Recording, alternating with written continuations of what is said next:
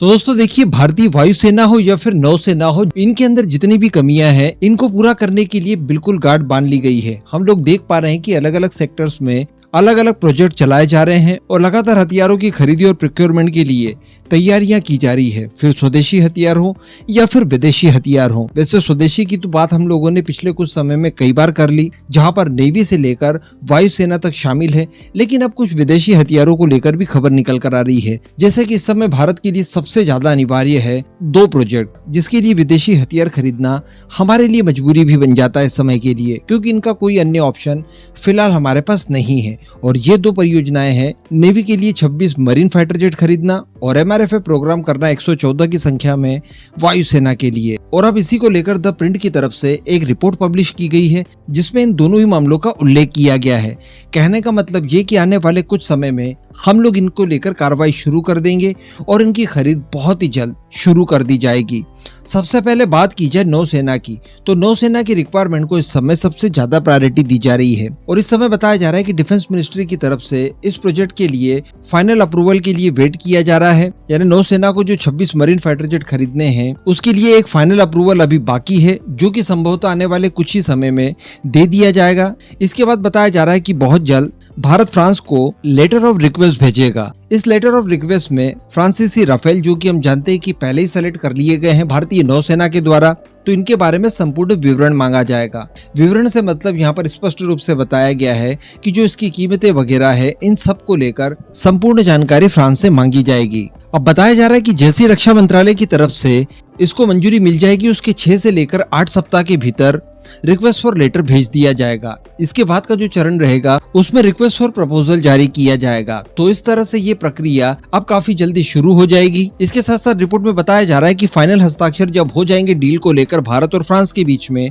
उसके बाद संभवतः अगले 3 सालों में डिलीवरी को शुरू करवा दिया जाएगा। इस बीच जैसा कि फ्रांस की तरफ से पहले ही आश्वासन दिया गया था कि ट्रेनिंग के लिए डिलीवरी का वेट नहीं करना होगा और इसके लिए फ्रांस खुद अपनी नौसेना में शामिल ट्रेनर विमानों से भारतीय पायलट्स को ट्रेनिंग दिलवाने के लिए प्रतिबद्ध है। तो उसी आधार पर डिलीवरी से पहले ही भारतीय नौसेना के पायलट्स को ट्रेनिंग वगैरह की सुविधा भी दे दी जाएगी। इसके अतिरिक्त अगर MRFA की बात करें तो रिपोर्ट में बताया जा रहा है कि ये जो मंजूरी यहाँ पर मिलने जा रही है, ये संयुक्त रूप से नेवी और वायुसेना के लिए नहीं है, यानी केवल नौसेना की बात अभी तक बताई जा रही है, लेकिन वायुसेना के लिए भी जल्द ही MRFA प्रोग्राम को लेकर हरी झंडी मिल सकती है। उसके बाद यही सारी प्रक्रियाएं उनके लिए भी होंगी और इसमें भी संभवतः बताया जा रहा है कि फ्रांसीसी रफाल को ही चुना जाएगा, क्योंकि ये इकोनॉमिकली हमारे लिए काफी ज्यादा फायदेमंद रहेगा। ऑलरेडी 36 विमान हमारी वायुसेना के पास है, 26 नौसेना के पास हो जाएंगे और अगर MRFA में भी यही खरीदते हैं तो एक इंफ्रास्ट्रक्चर जो हमारे पास ऑलरेडी इसको लेकर डेवलप है उसका इस्तेमाल किया जा सकेगा। लेकिन दोस्तों इसी के साथ साथ ये चीज भी स्पष्ट कर दी गई है कि इन सारी डील्स को लेकर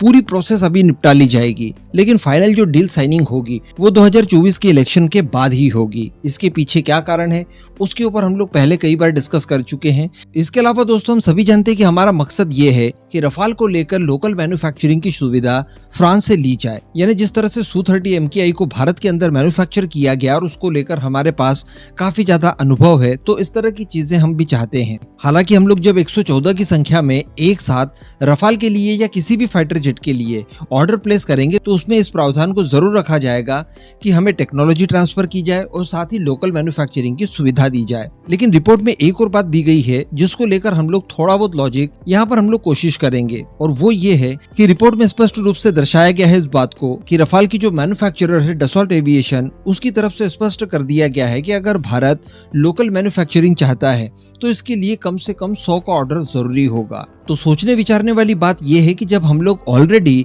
MRFA में 114 फाइटर जेट खरीद ही रहे हैं तो ये प्रावधान तो अपने आप ही पूरा हो जाता है, 100 फाइटर जेट का हो ही जाएगा। इवन 2-4 दिनों पहले खबरें निकल कर आई थी और वो भी मैंने आपको वीडियो बनाकर बताई थी कि डसॉल्ट एविएशन भारत के अंदर एक इकोसिस्टम डेवलप करने के लिए कार्य शुरू कर चुका है। इसी के साथ साथ अपनी ग्लोबल डिमांड को पूरा करने के लिए भारत के अंदर मैन्युफैक्चरिंग करने के लिए वो सोच रहा है। तो कहीं ना कहीं यहाँ पर संदेह उत्पन्न होता है कि शायद ऐसा भी संभव हो सकता है कि फ्रांस के और भारत के बीच में अंदर खाने कोई डिस्कशन हो गया हो और टोटल 100 के नंबर में फ्रांसीसी रफाल ऑर्डर किए जाएं, जिसमें 26 रफाल तो भारतीय नौसेना के लिए हो और बाकी बचे जो फाइटर जेट हैं वो भारतीय वायुसेना के लिए हो और MRFA को MRFA तक ही सीमित रखा जाए। और इसमें कोई बुराई वाली बात भी नहीं है, क्योंकि फाइटर स्क्वाड्रन जो हमारी कम हो रही है उसके लिए ऑलरेडी 2-4 दिनों पहले ही खुशखबरी निकल कर आई कि 100 की संख्या में तेजस मार्क 1A एडिशनली ऑर्डर दिए जाएंगे।